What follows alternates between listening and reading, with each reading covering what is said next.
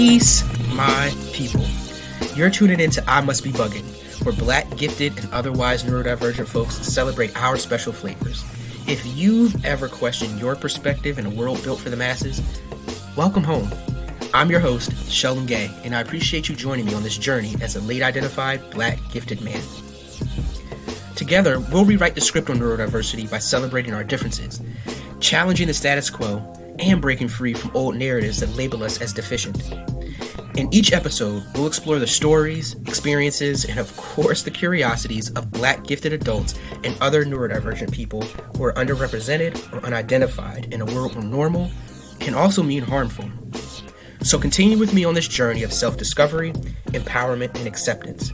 I Must Be Bugging is creating safe spaces, sparking conversations, and making sure our voices are heard.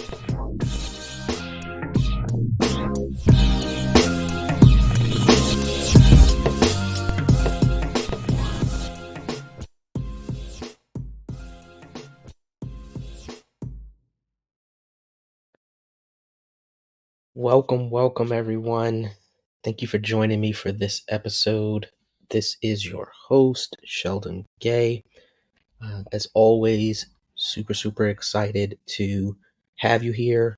Before we get started, I'm going to ask that if you've been enjoying this podcast, go ahead, pause it, share your favorite episode on social media, send it in a text to someone, send it in an email to someone, help to share what we're doing here with someone.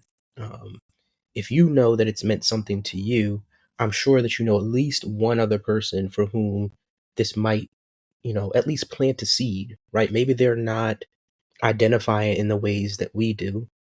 And maybe you don't necessarily identify in the way that I do, but you know someone who might.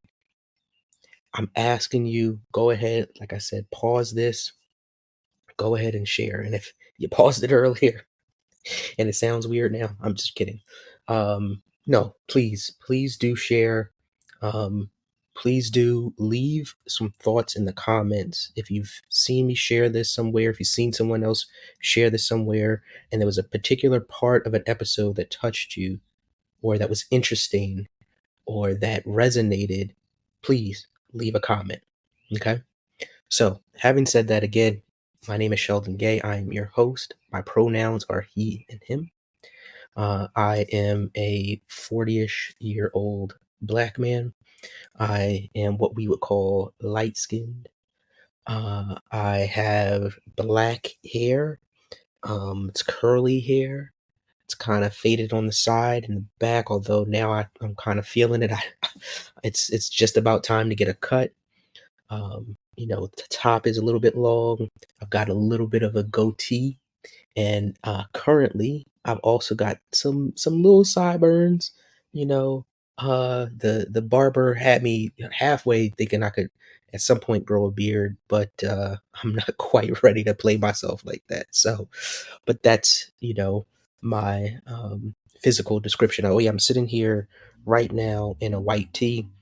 And yeah, so, and today I'm not wearing my over-ear headphones. I got my earbuds in. So anyway, having said that, this is the first episode in a series that I've been promising to talk about as it relates to self-awareness.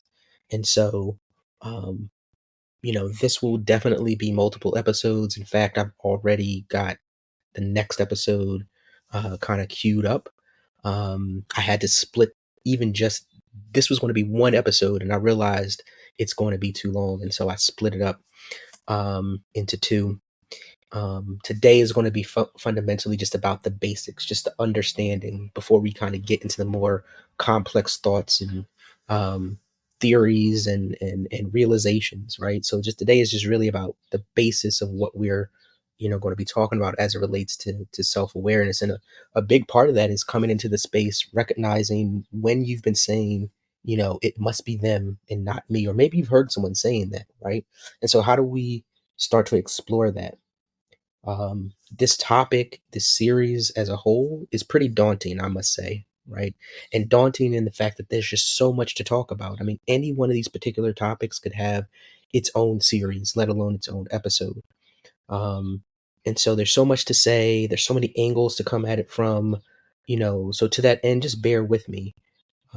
I'm acknowledging that, I'm feeling that pressure. I'm dealing with that pressure. And it's that self appointed pressure, right? To say and explain it all, while I'm also dealing with the feelings around understanding that that's not a realistic, expectation of myself, to think that I can just do it all.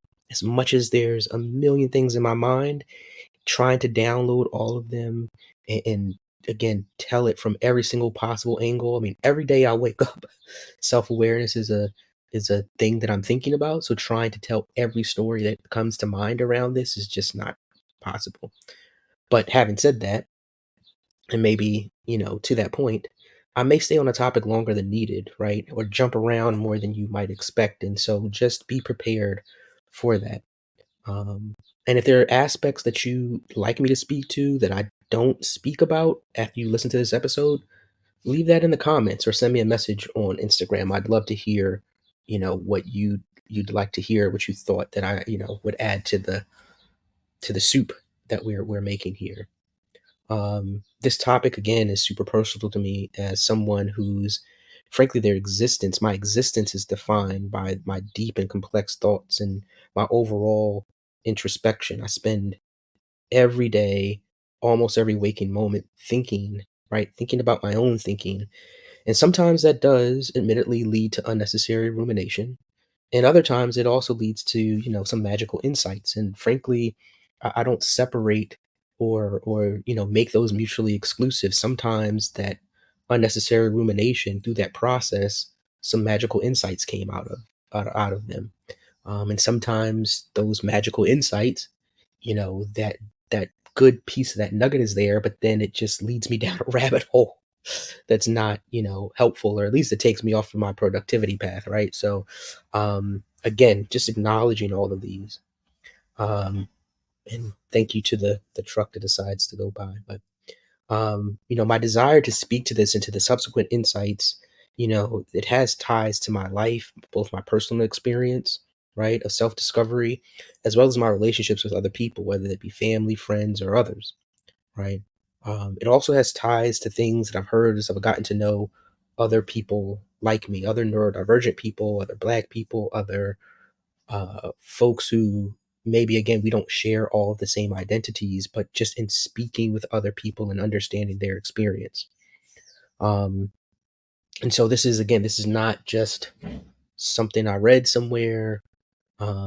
This is informed by a lot of different things. Um, as well, knowing this self-awareness journey, I want to kind of at the beginning, before we really, really dig in, I want to say, you should stop listening now if you're not prepared to have your thoughts and experiences challenged. And I don't mean invalidated, right? I mean, if saying water can't be wet, or if me quoting my favorite Black feminist to say that patriarchy has no gender, if those things seriously irritate you or makes you uncomfortable, you may not enjoy this episode, and it may honestly feel a little traumatic. And I don't want you to choose that experience, right? I want to kind of give you that um, warning up front. Also, this work can open up thoughts and realizations that can be incredibly uncomfortable. Healing work involves facing dark corners of ourselves and sometimes surprising areas of ourselves that we didn't know were there. And only you can determine if you're in a place where you have the tools and support to deal with something that may come up for you. So I just want you to be, again, mindful of that. And again, to be very, very, very clear, nothing, absolutely nothing I say here is meant to invalidate anyone's experience, but rather offer us methods by which we can move past painful or simply unclear narratives to claim truths that allow us to live more joyously and in alignment with ourselves, right? Because that's when we get to the peace that we really, really seek fundamentally. Okay. So, having said that, I am going to start us out with something that I typically do, which is, some quotes. And so the first quote is from Aristotle, right? It says, "Knowing yourself is the beginning of all wisdom." The second quote is a Baldwin quote. And I love this quote, and I'm going to probably read it twice because it's just that, important. But Baldwin says, "It is rare indeed that people give. Most people guard and keep. They suppose that it is they themselves and what they identify with themselves that they are guarding and keeping, whereas what they are actually guarding and keeping is their system of reality and what they assume themselves to be." And I'm going to say this one more time. It is rare indeed that people give. Most people guard and keep. They suppose that it is they themselves and what they identify with themselves that they are guarding and keeping, whereas what they are actually guarding and keeping is their system of reality and what they assume themselves to be. And so again, that's a Baldwin quote from The Fire Next Time that I love, and it properly sets the context for understanding that, again, there are some thoughts that we have, some beliefs that we have that we naturally, like biologically, are designed to hold on to because they feel like they are a part of ourselves. And so this is going to be a journey into identifying figure out how we identify what's ourselves and what are things that we can let go. And anyway, so let me first start by sharing something that is just fundamental to this entire concept that we're going to discuss here. So give me 1 second. And for those who are not watching on YouTube, I am pulling up some slides. And so this is going to be something new that I'm going to try to do in season 2. So if you are subscribed to the podcast elsewhere, I'm going to do my best to include all of these different things in the show notes so that you can also kind of dig through them. I'm also going to do my best to describe them. But as well, feel free to join us on, YouTube and watch from there. Again, I'm trying to limit that as much as possible, but at the same time, I want there to be a more immersive experience. So just be prepared for that. Having said that, what are we looking at here? So, um, let me describe it, right? There's a black background. Within the black background is a circle. This circle is kind of like this blue white lightning circle. So it's like pulsating. It almost looks like, you know, we had the eclipse recently, right? So, and the solar flares, right? So it's almost like if you imagined the center of the sun was black, and you saw all the solar flares flowing over the top, but what you see really is just this circle, and within it are two, you know, if you want to use some fancy words, right, amorphous objects, but they're basically just like, you know, two objects that are differently shaped. And not only are they sort of not symmetrically shaped, right? They are differently shaped to them to each other. And so what what this represents and why I'm bothering to show it to you is I want us to get to this level of understanding um, that this large circle represents everything that anyone could ever possibly know about the universe, right? And really, it's everything that exists in the universe. Because what these inner two objects actually represent are the things that are possibly humanly knowable ever. And so if you're watching on YouTube or if you're imagining this in your mind, what this represents is this acknowledgement that there are some things that are just totally unknowable. We should not, we should be aware, right? Self-awareness, right? We should be aware that as much as we know, as brilliant as we are, as many millennia humans could exist on this planet or other planets, frankly, right? There are some things about the universe that we'll just never know. And that's meant to humble us, but again, just provide that context. Now, why do we have two different objects in here? Those two different objects, and again, this is oversimplified, but It's to make the conversation more tangible. These two objects represent what I would call, a or for lack of a better term, right now I'm using the best term that I have right now: a neurodivergent knowing and a neurotypical knowing. And again, we can debate about the challenges of those wordings. And in fact, I was laughing before I started recording because I'm like, in 5 years and 10 years, we'll probably have different words and we'll kind of cringe at the use of those words, because even today I cringe at the use of those words, and I know many within my circles cringe at the use of those words. But for simplicity's sake, just accept those for what they are. Consider them to just be just that. So having said that, again, the if you notice, if you're watching, and let me describe it, the neurotypical one is the one on the right. That's the one that I'm representing as the neurotypical one on the right. First of all, neither one of these knowings is larger per se than the other.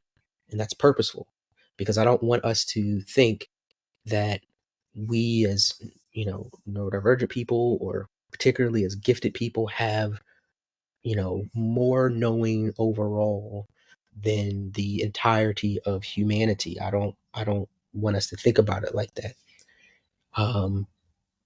What you see, though, is that this more neurotypical, or this neurotypical object, which represents them, is less spiky, right? It still, though, has some fine bumps to it. It doesn't mean that there's nothing um, sort of textured about their experience.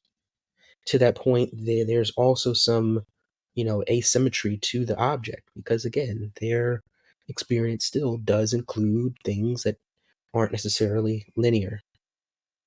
And then the neurodivergent one on the left is one that's definitely more spiky. And I made it that way because it represents the intensity with which we experience, many of us experience things, right? And the seemingly very distinct way in which our knowledge may um, divert from a center knowing, a central knowing, let me say it that way.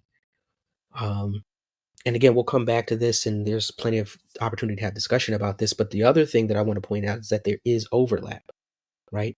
There are things that we fundamentally, as humans, all have the opportunity to know and that we share, right? And these are our common experiences. And so we should not think about these as two completely separate things, where you can never know anything about me and I can never know anything about you. No, there are common experiences.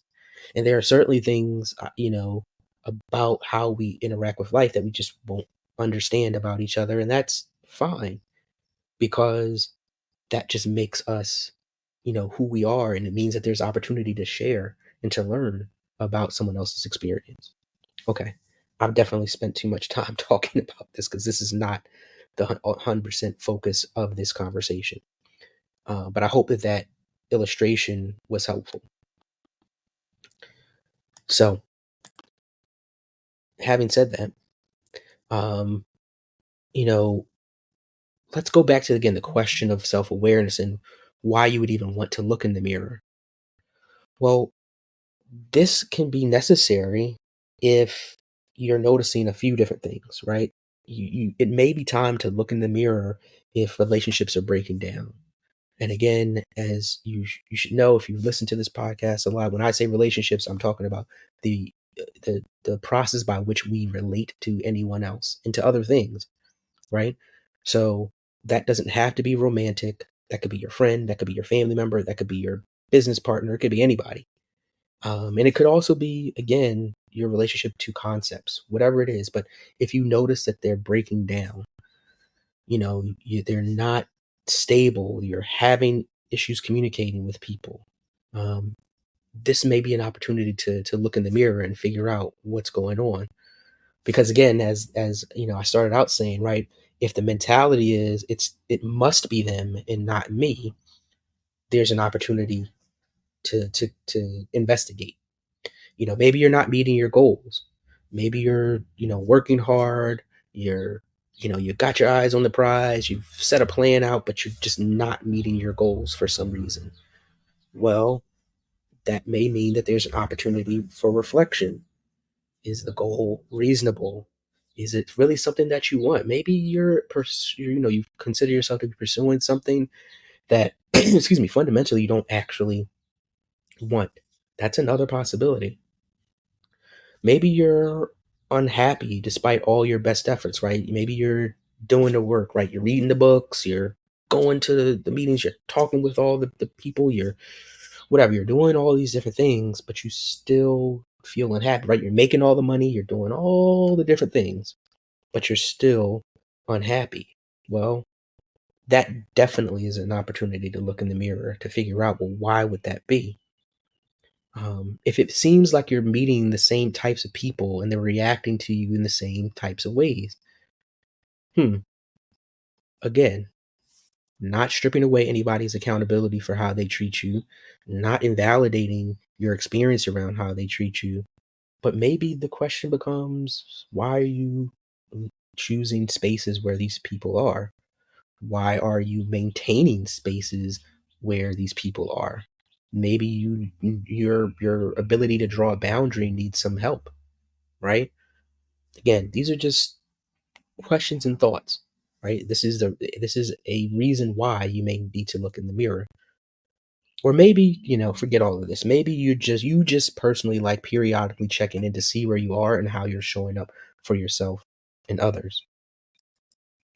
And now, in the interest of time, there's a list of, signs that you could be a toxic, person.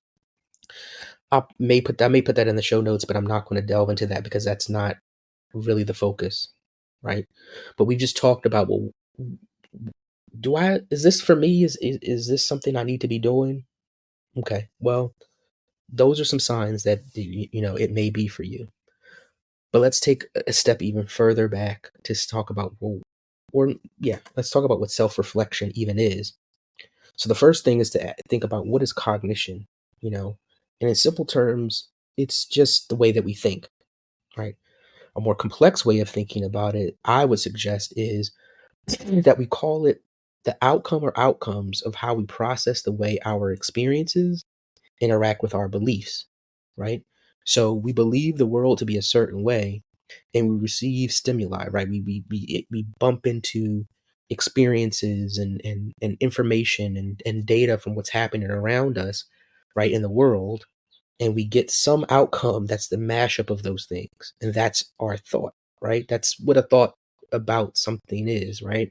We believe that it's cold outside, or we believe that it's whatever. It's spring now, almost, I guess verging on summer at some point, right? And I believe that this time of year it should be warm. I go outside and maybe it's a cold, rainy day. Well, I have a thought. My thought being, this don't make no sense, or whatever it is, right? But like, my thought is that mashup between whatever my belief is and what I experience. And this is just the basis of cognition. Okay. It's only important for me to share that because here's the key thing: thinking about what's called metacognition, which is essentially thinking about thinking. And it's not just letting a thought arrive, right? But wondering, what is the source of that thought and the nature of that thought? So, why is it that I believe that, you know, um, whatever, April is a time when it's spring? Well, that's probably because I'm from the northern hemisphere, right? If I went to South Africa, I'd have a very different experience. But if I never question, wait a second, why is it, if I went to South Africa in the northern hemisphere's winter and it was warm, I again, my beliefs and my experience would bump up against each other, and I'd get a thought. And my thought might be, what in the world? Right? Why how are y'all having summer down here when it's supposed to be winter? Well, the metacognition, right, is thinking about thinking, is realizing, oh, the reason why I think that is because my experience has been completely contained to a part of the world where that's true. But that's not necessarily true for everyone. I think you all see where I'm kind of going with this, right? And so if you're deep into your work, you'll also be familiar with, who's thinking this thought, what's what's behind. If I'm observing the thought, well, what's observing the thought, right? And that's a whole thing. How do we know? Let's bring this to some more of like real examples, right? So like, how do we know something is wet, right? You can reach into to get something out of the dryer, right? Maybe. And some of my ND folks, right?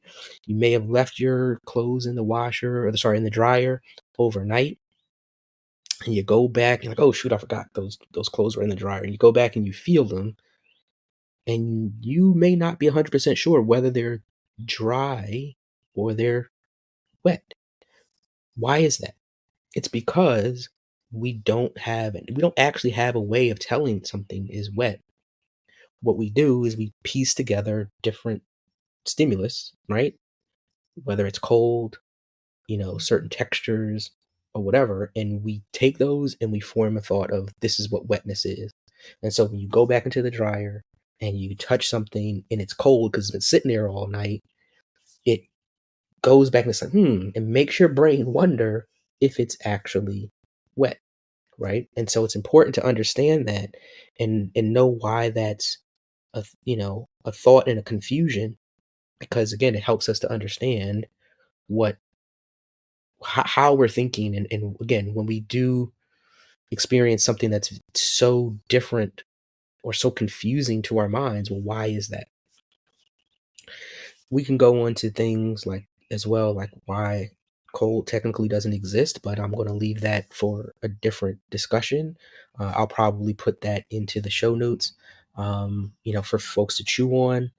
But again, if these things are true, then what other constructs or what other thoughts are built into our mind, and how does that shape our reality?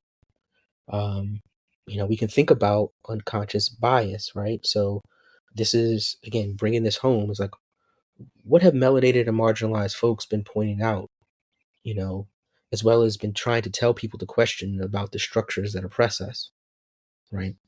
It's about moving beyond the beliefs and the stimuli and considering what's at the root of our thoughts. How can we dismantle white supremacist, imperialist, capitalistic, heteronormative, heteronormative patriarchy without thinking about our thinking? This is one of the biggest challenges, is that people assume that their belief that they were taught, right, that they, acquired at a young age, that's the way that all of the world works, or that there's nothing to question beyond that. But thinking about our thinking makes us say, wait, hold on, maybe that's not right. Maybe gender roles don't have to be, true for my household. Maybe, yeah, maybe you quote unquote like to play the man's role, and you like to play the quote unquote woman's role, and that works for your household. Fine.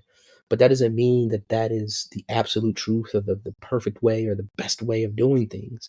And now I can choose something different that, again, as I said earlier, brings us closer to our peace.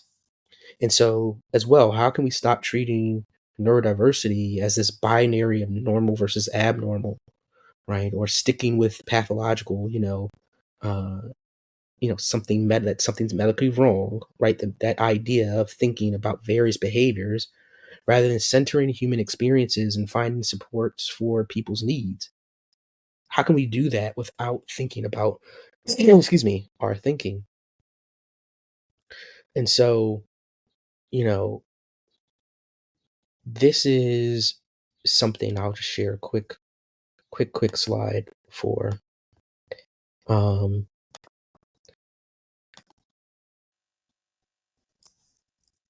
so first of all, the question is, right, who's observing the observer? But there was this meme that I'm sharing, right? It says the neurodivergent experience is talking about your brain as if it's this separate entity from yourself. And I think many of us can relate to that. I cannot speak for what one would call neurotypical folks. But again, another question is, if your experience is that your brain is this sort of separate entity, what does that mean for how you interact with the world?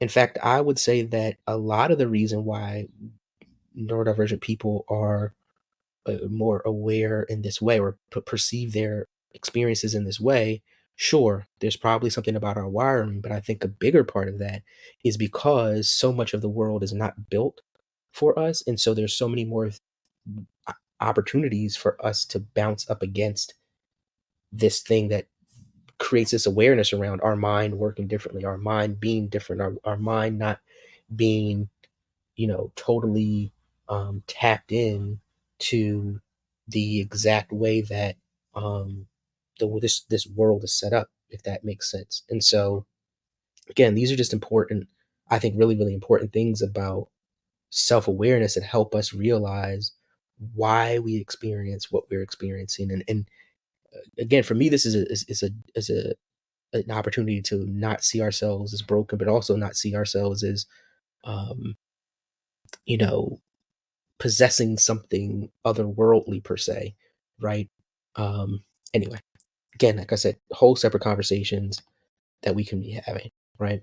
And so again, this is also not just about Sheldon babbling, right? This has real world implications for, what I call melanated and marginalized communities.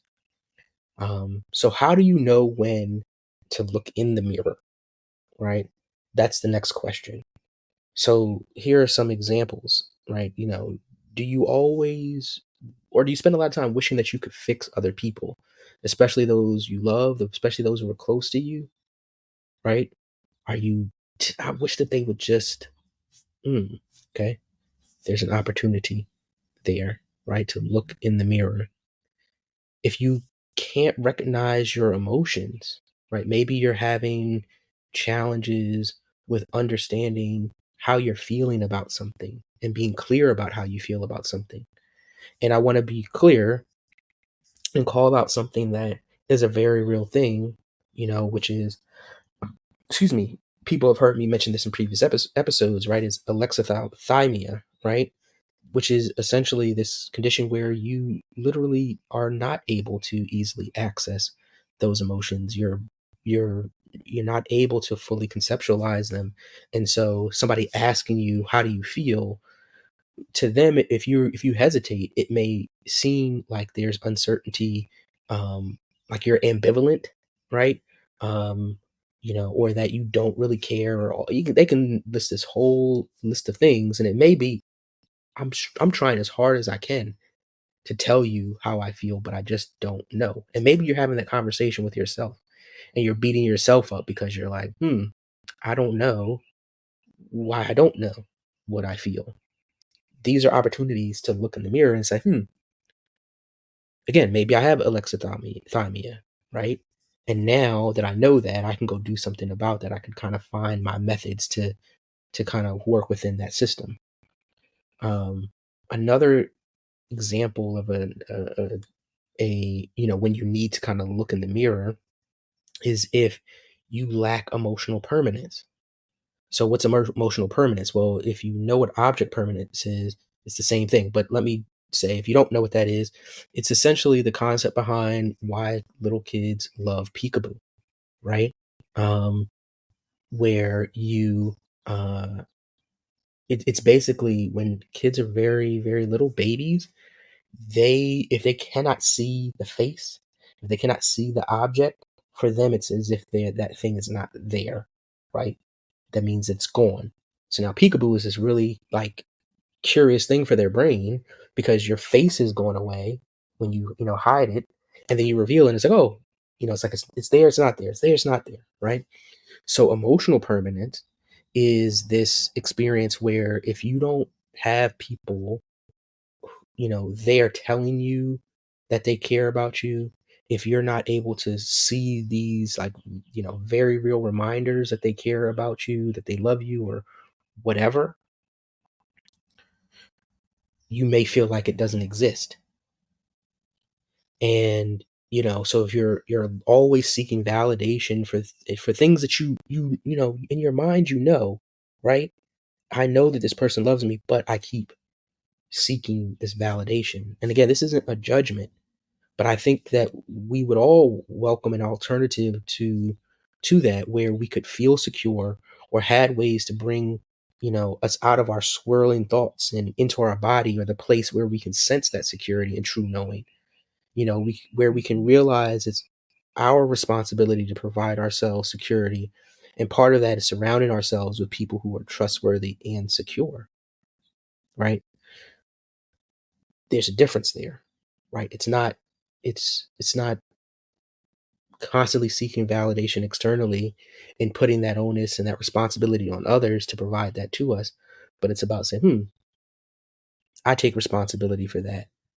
I need to figure out, again, if my partner has left the house or has gone to, maybe they're going on a business trip, or I don't know, right? They're just not here to remind me.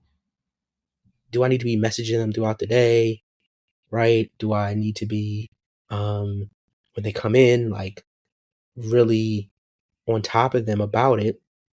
Again, that is what it is. There's nothing wrong with wanting to feel loved, but again, that can cause challenges. And so we can instead say, this is mine to own. I'm going to surround myself with people who are safe and secure, and for whom, if I do ask, they're willing to tell me, but also that I honor the fact that me asking them 100 times is, probably past the limit of what is healthy, right? And healthy for the relationship, really, right? Again, if there's a sign, if it's a sign, if you're always wondering why everyone else or someone else, isn't having the same experience of you as you, and it's not just like a curiosity, right? Like, I didn't know. I don't know what it's like to be an Asian woman, right? And maybe I'm curious about that, and I ask questions about what that's like, right? That's different. That's a curiosity. But there's a difference when it's like, yo, like, why do Asian women blah blah blah? Why would they want to? That's a very different thing. And if that's right, if you're experiencing, big word consternation, right? But how can you, or why don't you just, opportunity to look in the mirror? When you keep finding yourself complaining about the same scenarios, the same types of people, and feeling at a loss as to why or how to address it, opportunity to look in the mirror. One of the things that I noticed about myself is that I was letting people control my emotions by not first understanding why I felt so strongly about them. So, for example, it's perfectly valid to be upset that someone didn't follow my directions and something went wrong with whatever the plan was. However, if I realize, and at the point that I realized that my day or mood was totally thrown off by that anger, and that I was dysregulated by it, I had to take the time, or I chose to take the time to look at myself and wonder, like, what belief am I holding that's telling me it's that deep, right? Because often something being done at 9 o'clock or that day or whatever, it wasn't the end of the world. Like, nobody lost a limb, nobody lost a life, right? But why did it feel so deep? And so this gets into the thing again. It could be a whole another conversation about shadow work. And again, that does deserve its own episode, or me bringing on an expert to really talk about it, right? But in short, shadow work allows us to bring to the front of our minds limiting thoughts that we've been holding on to that have also caused us extra harm. So in this case, it's not just that things for me are not going that things for me not going according to plan is harmful or annoying, right? It's that maybe there was a parent, or maybe there was someone in my life that never listened to me, right? I just didn't feel listened to. Or maybe there was someone, um, who didn't make me feel secure in childhood. And so anything going awry, not according to plan, takes me back to that experience, right? And so now what I'm reacting to with that level of upset and dysregulation isn't that person across from me, isn't that thing that appeared in my life today. It's me reliving that. It's me telling myself, right, that um that I don't matter, that I'm not respected, right? Those are the shadow thoughts, right? And it brings us back to that wound. Why do you think that you don't matter? Why do you think that no one respects you? Go back to those earlier moments to dig into that, because then it's a powerful experience when you can acknowledge those feelings when they come up without taking it personally or telling ourselves, right, that those are the truths. Instead, we can say, you know what? And this actually literally happened like whatever last week. A developer came to me. They were supposed to have scheduled something. They didn't. They were kind of like putting the onus on me. Instead of getting upset, super upset and, defensive and whatever, I just flipped it around and said, hey, look, as you said yourself, right? You were supposed to schedule the meeting. It's not there. Fine, right? Why don't you instead, let's schedule Tuesdays and Fridays for, the next however long going forward. Now you're not waiting till the last second to schedule it. Now there's no risk of that not happening again. And, everybody's happy, right? So this is just a simple way in which these things can really benefit us. And, again, whether or not you're self-aware isn't about, intelligence in absolute terms, right? um, Even the most brilliant people can have things that exist outside of their current understanding. Um, Going back to that initial diagram that I showed, right? There's this knowing that's outside of everyone's ever possible knowing, right? And so, not knowing something, not being aware of how something's impacting us, is not necessarily an indication of intelligence. um, there was this video that I was watching that was talking about, Isaac Newton, one of the most brilliant minds ever, right? Well, Isaac Newton, if you brought Isaac Newton to the current day, Isaac Newton, despite all of his brilliance, would still be confused by a computer, would be confused by a car, right? You'd say, hey, let's get in the car and let's go buy a computer. Like, again, before you can even get into the internet and, apps and all that fun stuff, like they'd be like, what's a car? Well, there's no concept for him of what a car is, and you've got to explain it to him.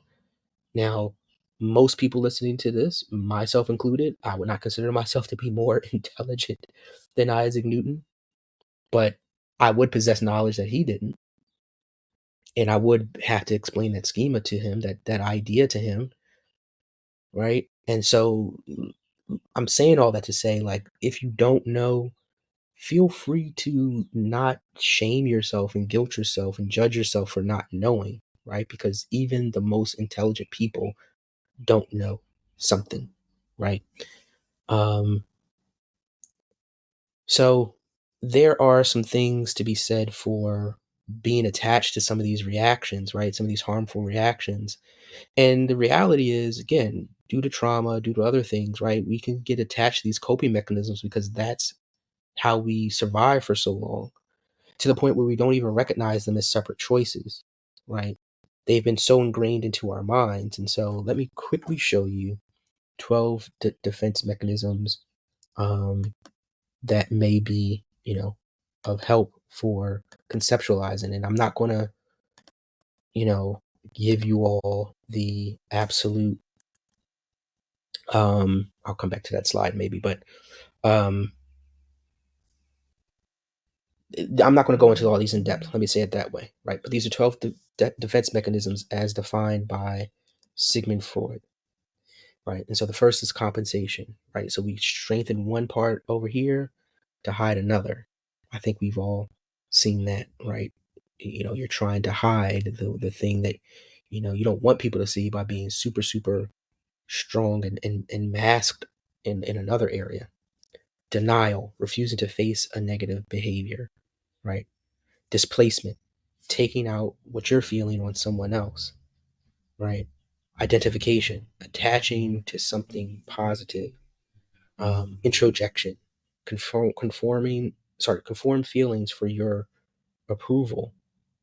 Projection, this is probably, again, the one that we're most familiar with, right? Seeing our faults and foibles in others and pushing, again, going back to kind of this whole thing of like putting that challenge onto other people, as opposed to being able to see them in ourselves and dealing with them there. Rationalization, excusing and justifying mistakes. Reaction formation, pretending you're different. Regression, acting much younger to feel better. Some might call this, the learned helplessness, right? Again, separate conversation. Repression, putting things into darkness. And this goes back to the shadow thoughts, right? The things that we, particularly as young folks, we don't have the tools or the capacity to process. And so we repress them because the pain in the moment that we don't have the tools or the capacity to deal with, we repress them so that we don't have to deal with them. But they do come up later, right? The ritual and undoing, overriding negative with habit. And then lastly, sublimation, diverting negative into acceptable. And so again, not here to talk about each of these, and certainly not here to go in depth, but these are things to start to consider, to look up and start to chew on. And the power here is that, again, you don't have to accept those alternative reactions. You don't have to choose those coping mechanisms anymore. You can actually choose to address the underlying emotions now that you have the awareness, now that you have the tools, now that you have, the capacity, right? And so it goes back to that power of that shadow work. So what? Right? The knowing, right? What can we do with all of this? And I'm starting to talk a little bit about that, right? One of the main things is that you come to this realization, as my good friend Mooji, and technically he's not my friend, but one of my favorites, right? Mooji, I was watching this video of his a couple of months ago, and he said, "There's one Earth, but there are a billion worlds." And what does that mean? It refers to the fact that on this Earth there are over 8 billion people, but unto each of us is our own world. And so when we become self-aware, instead of there being this concept that, well, everybody experiences things the way that I do it, this is just the way that it is for everyone, you start to realize that everyone's got their own world and their own set of experiences.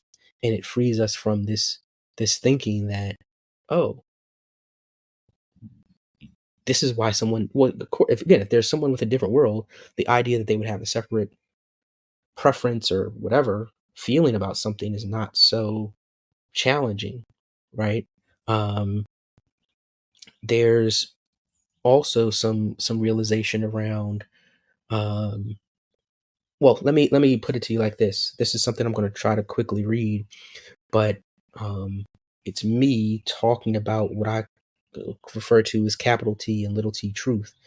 And it's something that I wrote to some folks, or it's based upon something that I wrote to folks who we were in this thread discussing what truth is, what lies are, and all this other kind of stuff. So, what I said to them was, I think in this conversation and many that we have here, and let's talk about us here, and in this community, this podcast community, is like what we would do well to take time and to clarify are, the certain words that we are using and acknowledging the nuances in the ways other people are using them. Right. So thinking even about like neurodivergence and what does that mean for you and what that means for someone else. And, you know, less trying to police that, but really trying to say, well, what is it that you really mean by that? Right. Oh, excuse me. We have the opportunity to reflect back what we're hearing and not just share our truth. Right. That would help us all feel more heard and increase the possibility for learning and from each other. I'm sorry. And making sure we're not wasting time, quote unquote, arguing when we're actually on the same page and just using different wording. I hope that through this podcast, I'm demonstrating that I hear and see all of you, or that at least that's my desire, right? So, for example, I've heard people asking about the nature of truth and knowing, not just unto themselves, but in relationship to lies and ignorance. And so, if truth and knowing are connected to what some might call God, then what then are lies and ignorance connected to?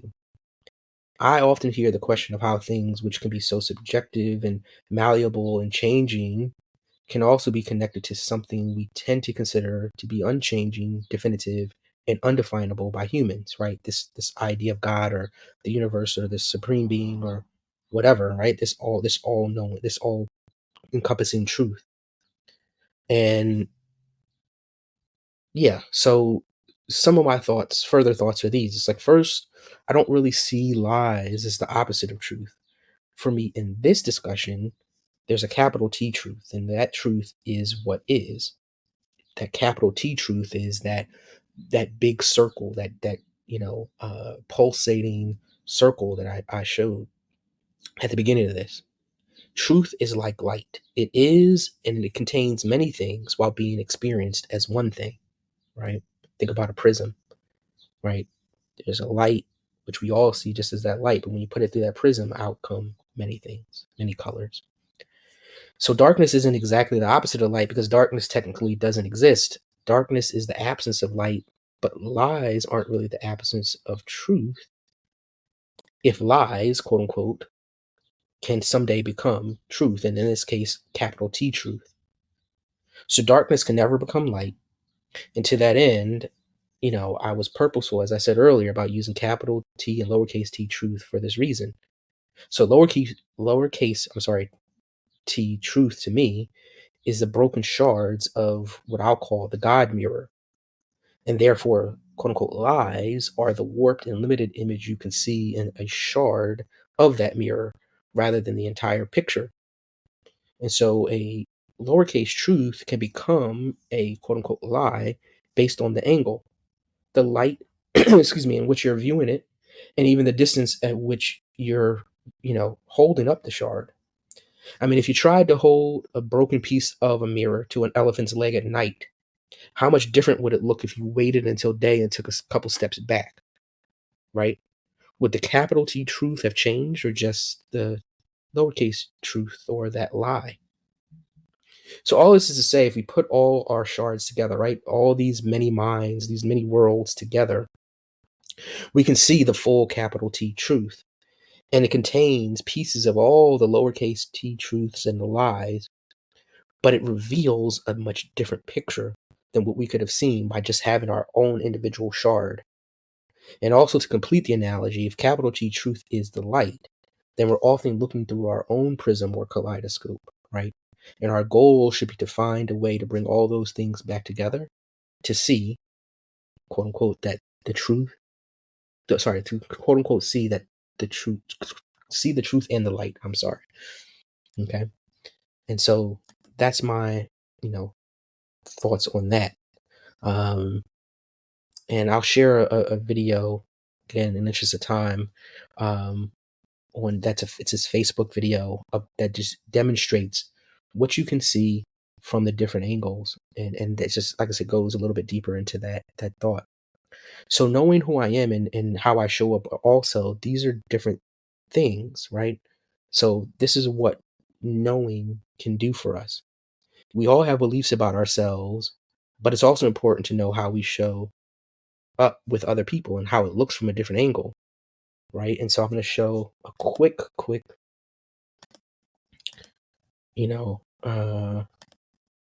example of this. And so for those who can't see, it's like a meme. It says, me. I will let my child make their own choices. Also me. That ornament doesn't go on that branch, right? And so I thought this was a great example of this sort of duality and experience. Like, in my mind, I give people all the choices. Like, I don't have any children at this point, but if I were a parent, I might be telling myself, you can do everything that you want. Like, you have all the choices, right? But then at the same time, maybe I gave them the opportunity to choose all the colors of the ornaments and the ornaments, whatever. Maybe they wanted to use, traditional Christmas ornaments, or maybe they wanted to use ones that were, that they made. I don't know. It doesn't really matter, right? But then if I'm telling them that, well, that ornament doesn't go on that branch, it has to go higher up, or that it goes in the back, or like, I don't know, right? Well, this may be an opportunity again to look in the mirror and say, here's a dynamic by which, yeah, maybe I am more open, But when someone shows up and tells me that they're feeling controlled by my actions, there's an opportunity to say, oh, I guess telling you to which branch to go on does constitute control, right? And so two things, as they say, right, can be true at the same time, but it also is a perfect opportunity to see where my truth, my lowercase truth, can still remain, but where someone else's lowercase truth can also be honored, right? And together we can get a capital T truth, right? Which does not require either one of us to give up what we believe, right? We can expand upon it, but we don't have to give up that thing, and that we don't have to invalidate. More importantly, let me say it that way: we don't have to invalidate the other's experience. I hope that's making sense, and I hope that's helpful. As well, this can push us to do what Jerry Colonna calls radical self-inquiry, right? And what is radical self-inquiry? It's the process by which the masks that we wear are slowly and compassionately stripped away so that we have no place left to hide, right? And I heard this on a podcast he was on. I don't know when it's from, but it's super, super powerful, right? I love that description. And I also love that he brought into the space this question of how he's a white man. So he's asking, like, how have I benefited from systemic othering, right? How do we acknowledge our privilege? And again, it could be a whole separate conversation, but to be clear, privilege in my mind, right?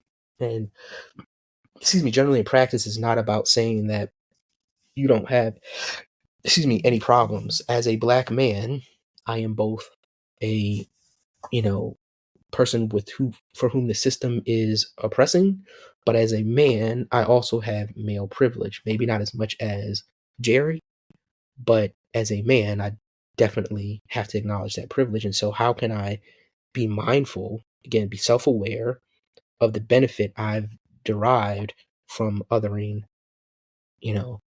others? And here's the most important thing, the most critical question, right? Is what might I be willing to give up that I love to see the changes that I actually want to see? And so when Jerry said that, that really, really hit home for me. Again, what might I be willing to give up that I love to see the changes that I actually want to see? And so that kind of draws us into we're rounding out here. It says, what are the drawbacks of self-awareness? Right? So what are the drawbacks? This all sounds good. It sounds like it's helping us. Sounds like a lot of work, but it does seem right. Like these are the things that we should be pursuing. But what are some of the drawbacks? Well, let's talk about some of the reactions that we might expect to see or hear. Well, first off, most people aren't doing this work. That's one of the biggest realizations that has hit me in recent times, right? Like, and I think I may have said this in previous episodes, but shout out to the Soul Affirmations podcast, because this is where I first heard this, where they said, just because you're grown doesn't mean you're growing, right? And so there's lots of grown folks out there that are not growing. And to that end, people are uncomfortable with others who are self-aware because it makes them sense their lack of self-awareness.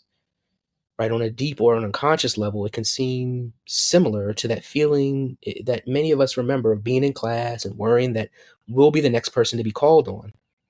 But you haven't done the assignment, or you haven't read the book, right? That angst. Oh shoot, I'm going to be found out. Oh shoot, I'm going to have to answer for something that I don't have the answer for. And so maybe you never get called on, but that sudden urge to curl up, to hide and defend yourself is very, very similar. And that's what people are experiencing. And so we can, again, this is not about placating their behavior, or saying their reaction to us is quote unquote okay, but we can have compassion in that, because we realize, again, it's not personal. And when it's not personal, we don't have to defend ourselves. We can say, okay, you're not comfortable with yourself, you're not aware of yourself, and I can choose something different. But I don't have to make it an attack, or, again, to feel like I'm defending myself. Another thing that comes out of self-awareness is, again, this realization, truly realizing, right, that ignorance is bliss, and that the more you know, the more you know.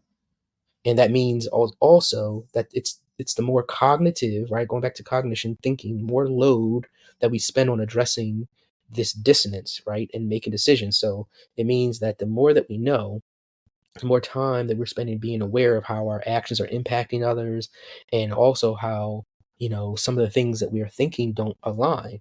I was listening to this podcast earlier, and they were talking about the beef between Kendrick Lamar and Drake, and a lot of people who would quote unquote be considered conscious, right, siding with Kendrick. But if what Drake said, and to be clear, I have not listened to 90 at least percent of the battle, so I'm just going off of what they said and what I've heard other people say.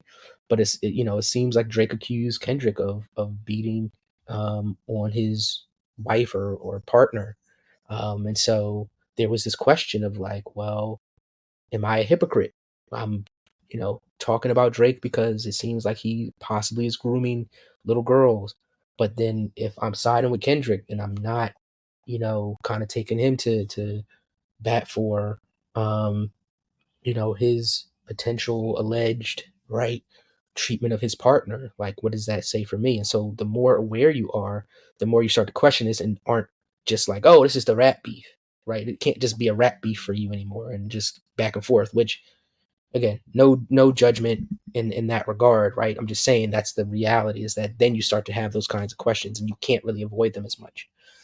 And then there's a point at which the things can then become less self-reflection and more self-dissection, and more putting ourselves on trial. And so we have to be very mindful of this, right? Not trying to prove that we're good or not good, or that we're lovable or not lovable, that we're smart enough or not, or that we belong, right?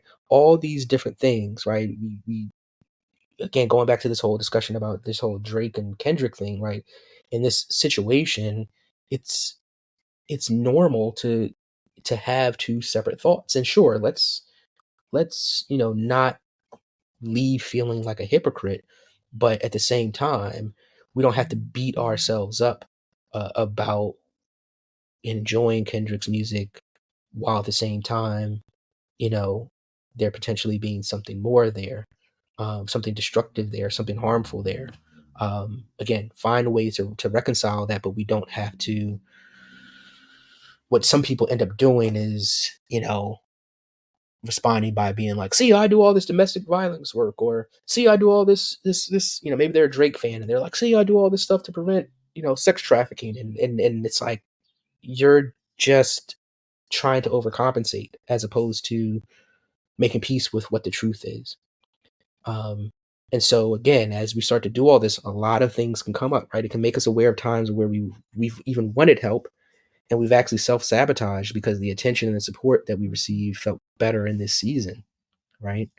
Um, that's a big one. I'm not saying that lightly, and again, I'm not trying to trivialize or invalidate anybody's experience, but I think that we all recognize there have been times when, you know, we have said we wanted help, we wanted to do better, but then we keep choosing things or people that have kept us in a particular place.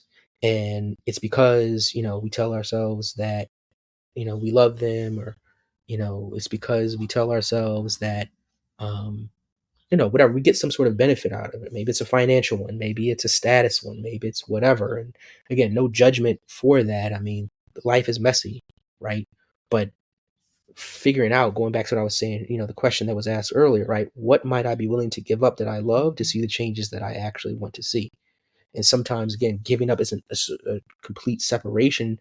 Again, maybe it's a boundary. Maybe it's a way in which we, again, interact with that thing. Maybe it's, again, let's take it away from, people. Maybe it's, I like video games. I'm not going to give up video games, but maybe I play less because I know that that's the only way that I'm going to be productive during the day or during the evening, or spend time with my family or whatever it is, right? I still love that thing. I don't have to completely give it up. But every time I keep saying I want to have a stronger relationship with my child, again, I don't have children, just speaking hypothetically here, right? If I want to spend time with my child, but I'm not making choices that prioritize that, then I've got, again, opportunity to look in the mirror. And the more that we look in the mirror, that's when we start to see these things, right? Um, even parents. Well, let me leave that for another conversation, because I'm trying to, again, I'm looking at the time. So um so again, this may all push us to be, to let go of beliefs and coping mechanisms that have helped us survive. And that's one of the scariest things, is because we've been using those things to survive for so long. The idea of giving them up seems scary. It's like, oh shoot, I still need these things. This is how I survive.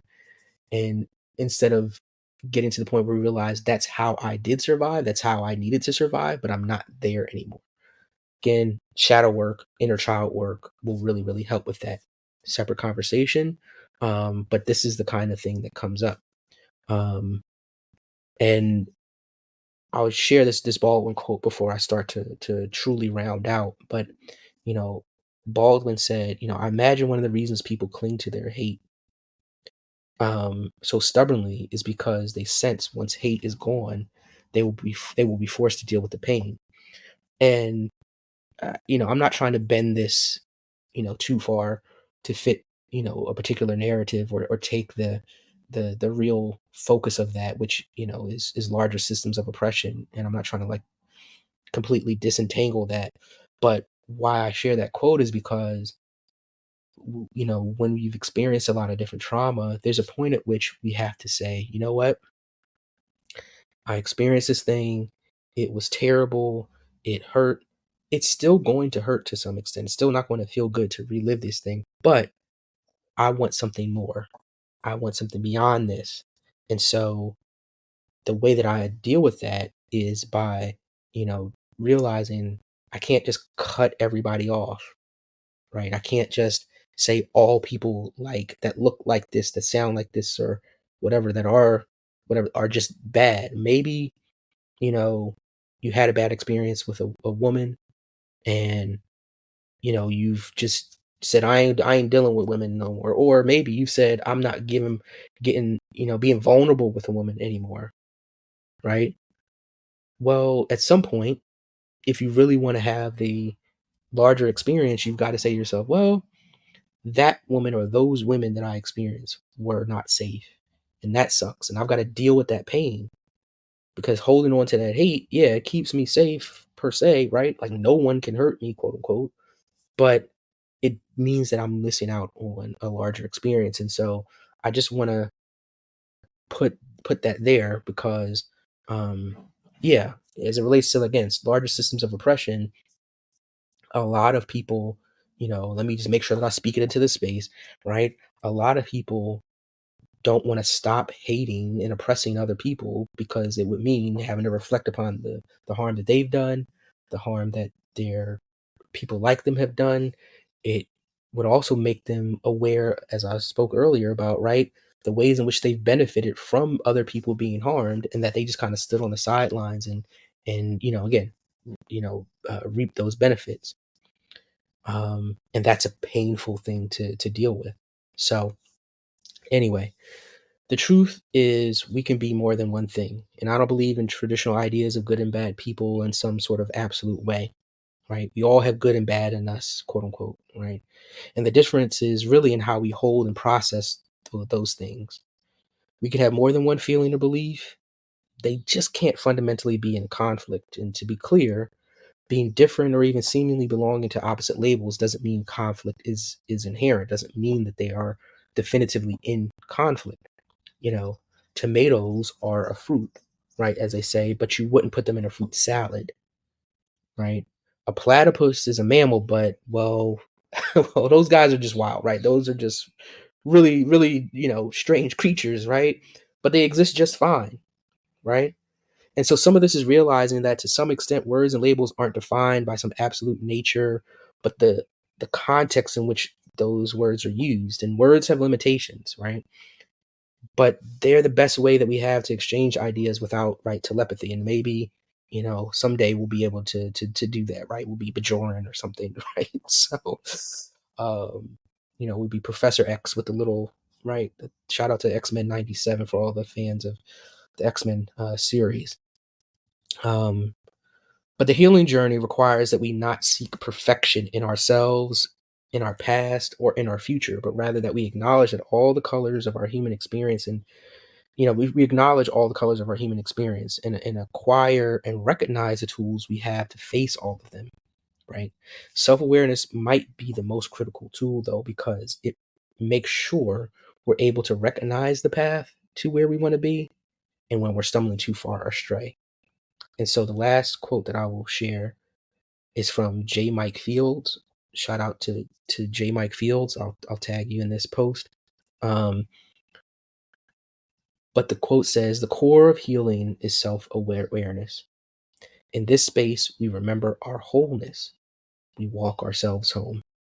And with that, I'm complete. Thank you so much for joining me on this episode. I hope and pray that it has been helpful. I hope that it's made you think. I hope that it's just made you feel heard, right? And if so, please, right now, don't wait. Go ahead and share it. Go ahead and comment on the post where you saw it. But certainly, please share it with someone who you think might benefit from it. With that, I'm complete. Take care. Catch you on the next episode.